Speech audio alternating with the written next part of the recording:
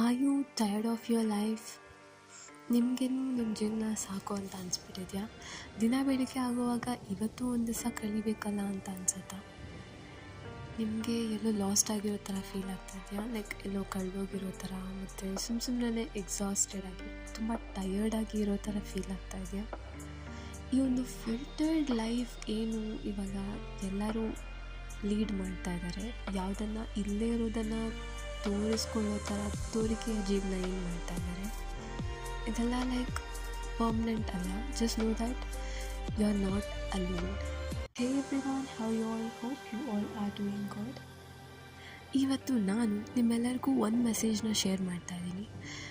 Message from Bhagavad Gita.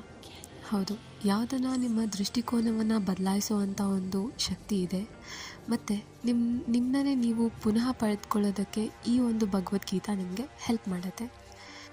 5000 ವರ್ಷದ ಮುಂಚೆ ಒಂದು ಯುದ್ಧ ಕ್ಷೇತ್ರದಲ್ಲಿ, ಅಂದರೆ ಕುರುಕ್ಷೇತ್ರದಲ್ಲಿ, ಅರ್ಜುನನಿಗೆ ಸಹ ಇದೇ ಥರ ಹತಾಶೆ ಆದಾಗ ಅವನ ರಥದ ಸಾರಥಿಯಾದಂಥ ಕೃಷ್ಣ ಒಂದು ವಿಷಯವನ್ನು ಹೇಳ್ತಾರೆ. ಯಾವುದು ನಾವು ಇವತ್ತಿನವರೆಗೂ ರೆಸರೇಟ್ ಮಾಡ್ಕೊತಾನೆ ಇದ್ದೀವಿ, ಮತ್ತು ಇವತ್ತಿನವರೆಗೂ ನಾವು ಅದನ್ನು ನೆನಪಿಸ್ಕೊತಾನೆ ಇದ್ದೀವಿ.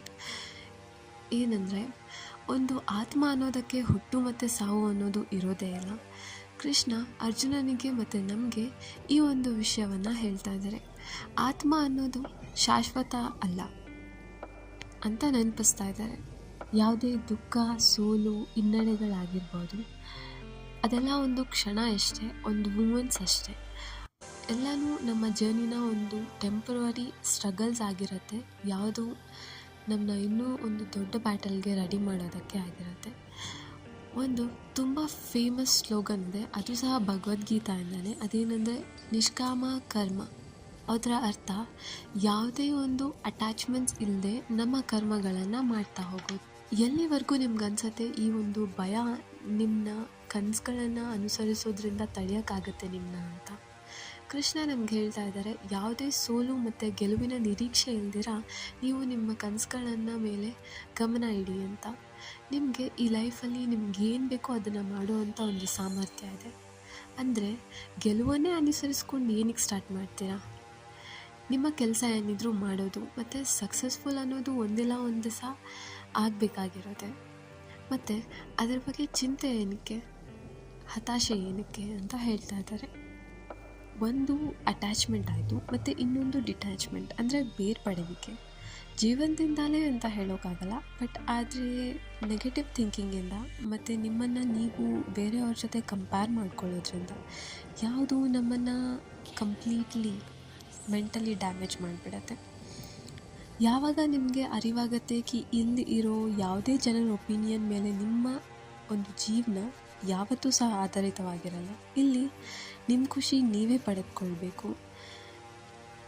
ಇಲ್ಲಿ ನಿಮ್ಮ ಮೌಲ್ಯ ಯಾವುದೇ ನಿಮ್ಮ ಅಚೀವ್ಮೆಂಟ್ಸ್ ಅಥವಾ ಸಾಧನೆಗಳಿಂದ ಆಧಾರಿತವಾಗಿರಲ್ಲ. ಮತ್ತು ಇದನ್ನೆಲ್ಲ ನೀವು ಹೇಗೆ ನಿಮ್ಮ ಜೀವನದಲ್ಲಿ ಅನುಸರಿಸೋದು ಅಂತ ಒಂದು ಕ್ವೆಶನ್ ಮಾಡ್ತಾ ಇರ್ಬೋದು ಅಲ್ವಾ? ಈ ಒಂದು ಸಿಂಪಲ್ 2 ಸ್ಟೆಪ್ಸ್ನ ನಿಮ್ಮ ಲೈಫಲ್ಲಿ ನೀವು ಡೆವಲಪ್ ಮಾಡ್ಕೊಳ್ಳೋದ್ರಿಂದ ದಿನ ಬೆಳಿಗ್ಗೆ ಎದ್ದು ಒಂದು ಆಫರ್ಮೇಷನ್ನ ನಿಮಗೆ ನೀವು ಹೇಳಿ. ಆಫರ್ಮೇಷನ್ ಏನಂದರೆ, you are better than you think of yourself. You are the bestest. Your soul is timeless. Act without detachment. Do whatever feels right to you. And ಪ್ರತಿಯೊಂದು ಸಿಂಗಲ್ ವಿನ್ನ ಸೆಲೆಬ್ರೇಟ್ ಮಾಡಿ ಮತ್ತು ಆಚರಿಸಿ. ಡಿಟ್ಯಾಚ್ಮೆಂಟ್ನ practice ಮಾಡಿ. ಯಾವಾಗ negative thinking ನಿಮ್ಮ ಮೈಂಡಲ್ಲಿ ಬರುತ್ತೆ ಅದನ್ನು ಅಕ್ನಾಲೇಜ್ ಮಾಡಿ. ಯಾವುದನ್ನು ಜಡ್ಜ್ ಮಾಡೋದ್ರಿಂದ ಏನೂ ಸಿಗೋದಿಲ್ಲ, ಅದಕ್ಕೆ ನೀವು ಅಕ್ನಾಲೇಜ್ ಮಾಡಿ ಅದನ್ನು. If you are tired of your life, remember that God will always give you the lights of hope whenever you are intent to lose them. ಯಾಕಂದರೆ ಗಾಡ್ನ ನೇಚರೇ ಅದೇ. ಸಿಗಬೇಕಾಗಿರೋದು ಅನ್ನೋದು ನಮಗೆ ಸಿಕ್ಕೇ ಸಿಗುತ್ತೆ, ನಮಗೆ ಬೇಕಾಗಿರೋದಲ್ಲ.